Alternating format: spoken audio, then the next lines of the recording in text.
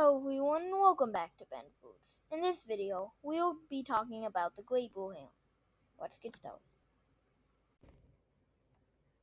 The Great Blue Heron lives in mostly the US and some parts of Canada and Mexico. They mostly feed on fish, some small amphibians, and other little critters that live along the lake. They sometimes even eat birds. The population of this bird is pretty stable, increasing. Stating on the IUCN Red List, they are least concerned. The great blue heron uses its long, sharp beak to stab their prey and has a long, bendy neck.